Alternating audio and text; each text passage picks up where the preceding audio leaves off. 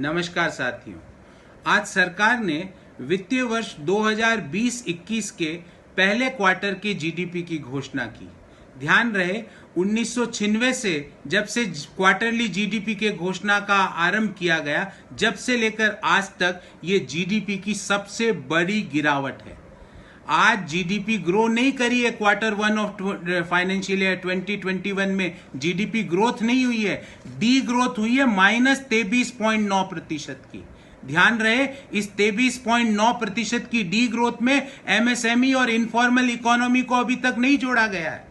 देश के सारे एक्सपर्ट्स का ऐसा मानना है कि यदि हम एमएसएमई और इनफॉर्मल इकोनॉमी, जो कि लॉकडाउन में सबसे बुरी तरह से प्रभावित हुए हैं, अगर उनको भी हम जोड़ लें तो ये जीडीपी की डी ग्रोथ, जो आज -23.9% सरकार बता रही है, ये -30 से -35% पर जाके गिरेगी।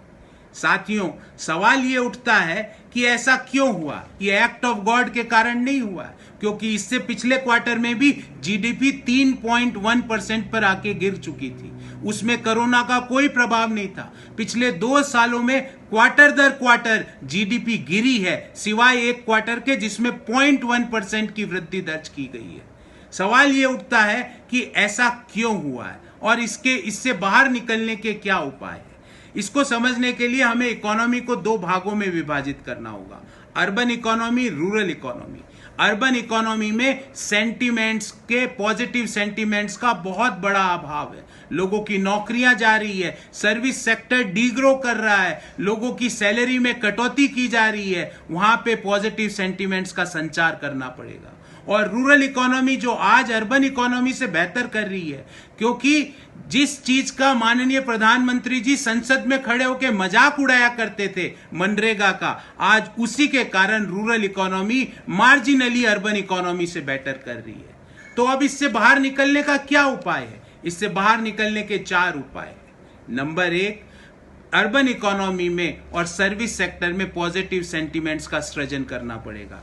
इसके लिए सरकार को, सरकार के नुमाइंदों को मोर के साथ नहीं, सॉफ्टवेयर इंडस्ट्री के जो चैंपियंस हैं उनके साथ बैठक करनी पड़ेगी। उनको कॉन्फिडेंस में लेना पड़ेगा। कैसे नई जॉब्स का क्रिएशन होगा सर्विस सेक्टर में, इसका ब्लूप्रिंट देना होगा देश को। और जो जॉब लॉस हुआ है उन लोगों को डायरेक्ट कैश सपोर्ट करके एक पॉजिटिव कम्युनिकेशन देना पड़ेगा। दूसरा, रूरल इकोनॉमी में लॉन्ग टर्म सॉल्यूशंस आपको डिजाइन करने पड़ेंगे। उसके लिए आपको इकोनॉमिस्ट्स की बात करनी पड़ेगी, किस तरह रूरल सेक्टर में इन्वेस्टमेंट को बढ़ाया जाए, public investment as well as private investment को किस तरह रूरल सेक्टर में डालने के लिए प्रेरित किया जाए, इसकी योजनाएं बनानी पड़ेगी।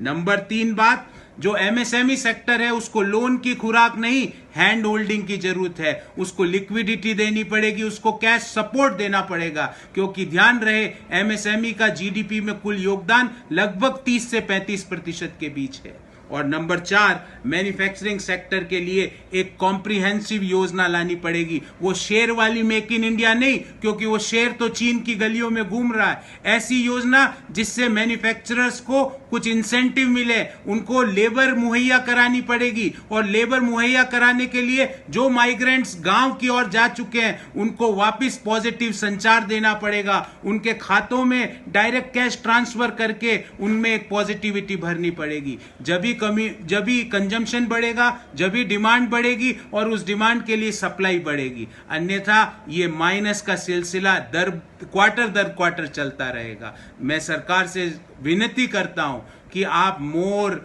कुत्तों की बात तो करते हो, पर इन जीडीपी की बात भी कर लीजिए। एक बार पूरी मन की बात सिर्फ जीडीपी के ऊपर और इकोनॉमी के ऊपर कर लीजिए।